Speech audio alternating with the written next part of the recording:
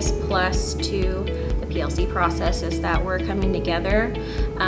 There are kids, not just my kids. Also, it's what we're doing, not just what I'm doing. If I'm doing something and the kids are off into space and have no idea what's going on, I don't have to figure it out by myself. I step next door, I say, what did you do? This is not working. With this PLC process, it's made me feel included even though I am by myself. I like the collaboration.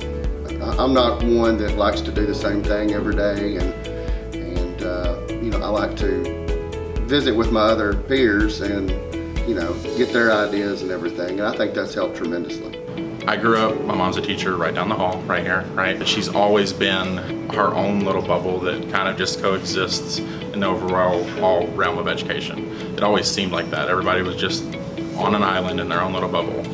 And from the moment I stepped into a PLC process, it hasn't been that. It's been we as an English department, we as a team are saying these are the goals for our kids, and they are our kids. So when you've got a PLC and you know you have dedicated time every week, it's like it kind of takes some of the pressure off your shoulder. And so it really steps up your game a little bit when you've got a whole team working together. And I think through this process, it's putting more emphasis on the students wanting to learn and wanting to do better. When we were in school, it was the teachers like, all right, hey, we got to cover this, sorry you didn't get it, and now we're shifting from the teaching thing to the learning aspect of, hey, I really want to make sure you learn this. And we take checkpoints throughout the time with they're called CFAs, or Common Form Assessments. And it's kind of like just a checkup of, hey, they're here, and that way we can intervene and close those gaps.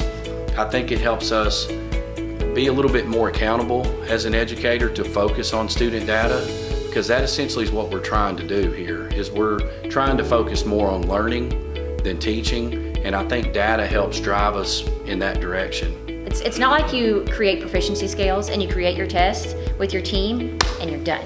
Like every year you have to go back and say, all right, I'm gonna refine this test. I'm gonna make it better for the next year. It doesn't matter how beautiful my test is if nobody learned.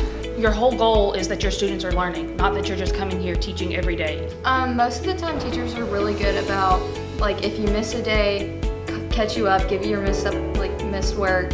Like, all the teachers in the junior high are really good about catching you up and making sure you're right on target.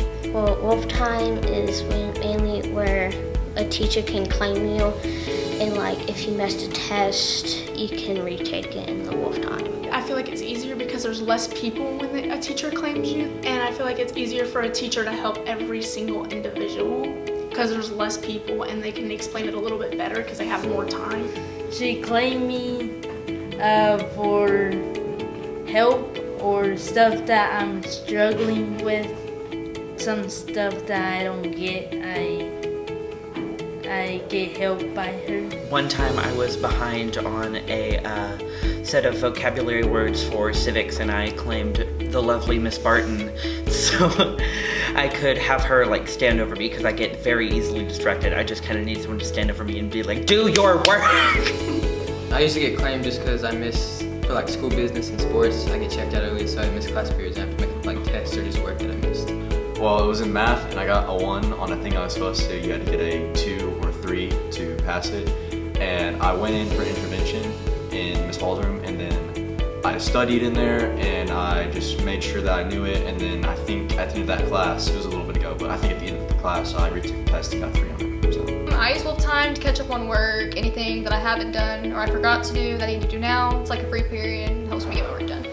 Like particularly in math, she'll come to you and work on it with you one-on-one. So especially in math, if I have any questions, she'll come to me and work it out with me and make sure I understand it better before she moves on to somebody else. And she goes and helps everybody else in the class too. I use it to claim extracurricular activities to get more practice in it. Wolf time in general, it can help students socially, academically, and physically, because you also have PE and stuff that you can do. It's a very good multi-purpose tool that can be used in many different ways for many different students. So the ESL group specifically can be a group of people that tend to have a lot of test anxiety.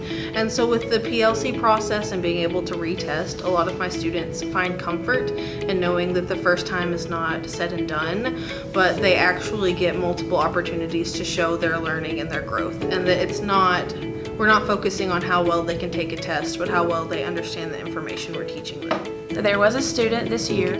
He is a student who received special services and accommodations. He went through the intervention process.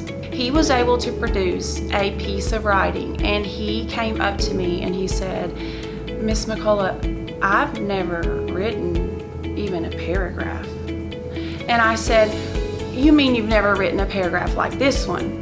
And he said, "No, I've never even written a paragraph, period, let alone an essay." He was all smiles and he said, "I wrote an essay." I said, "Yes, you did." This may appear to be a longer process, but it's surely worth going through it because we have seen results, not one or two. We have seen results every time with every skill. Even when we feel that we could probably do it better, when we do it together, that's the best.